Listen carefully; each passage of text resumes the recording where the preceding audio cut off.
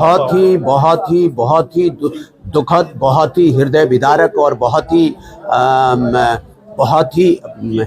एक प्रकार से बहुत ही खतरनाक ट्रेंड है।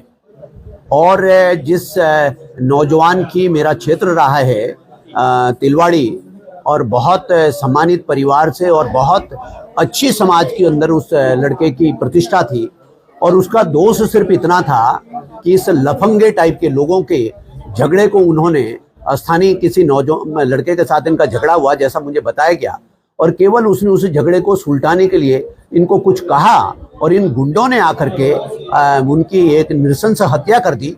निश्चित रूप से बहुत गंभीर है। और इस प्रकार से जिस तरीके का एलिमेंट पढ़ाई लिखाई के नाम पर या यहाँ पर पेइंग गेस्ट के नाम पर, यहाँ पे किराएदारी के नाम पर रह रहे हैं, इनके खिलाफ बहुत सख्ती करने की जरूरत है। और जमीन हो, जमीन के नीचे हो, इनको निकाल करके लाने की जरूरत है। और बार बार हम इस बात को कहते हैं कि इसीलिए ही ये जो क्रिमिनल एलिमेंट है जो यहाँ पर एक प्रकार से शेल्टर लेने की बात कर रहे हैं, जिसे ये सेफ हेवन समझते हैं, ऐसे लोगों के खिलाफ बहुत सख्ती से सत्यापन अभियान चला करके और कार्रवाई होनी चाहिए, होगी भी कार्रवाई। लेकिन इस घटना में भी यदि लेस मात्र भी जो हत्यारा है सो तो है ही, लेकिन हत्यारे के साथ यदि लेस मात्र भी किसी दूसरे की भी संलिप्तता होगी तो उसे बख्शा नहीं जाएगा।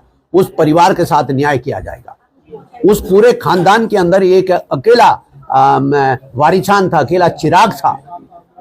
और बहुत मन कल से बहुत, मुझे रात को इसकी जानकारी, मुझे जानकारी नहीं थी, रात से मन बहुत कोप्त है। और मैं उनके परिवार में भी जाकर के, निश्चित रूप से उनके परिवार में जाकर के सारी सब घटना के बारे में बहुत डिटेल्स पूछूंगा भी, और निश्चित रूप से मैं पुलिस के उच्चाधिकारियों से भी इसके बारे में बात करने जा रहा हूं।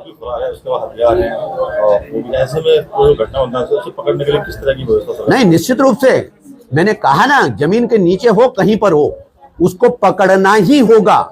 नहीं पकड़ पाए, ये बात सुनने को हम राजी नहीं है, ये बात हम सुनने को तैयार नहीं है। हर कीमत पर उस गुंडे को, उस लोफर को, उस बदमाश को, और यदि उसका परिवार भी उसमें किसी तरीके से संलिप्त है या उसके यार दोस्त उसमें कोई संलिप्त है तो उनको बख्शा नहीं जाएगा।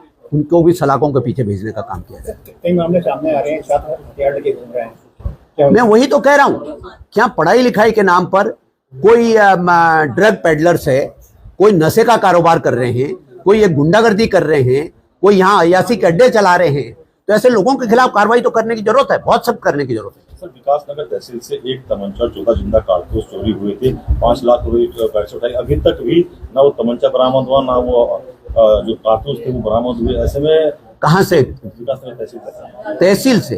तहसील में कहाँ से आया था? गाड़ी में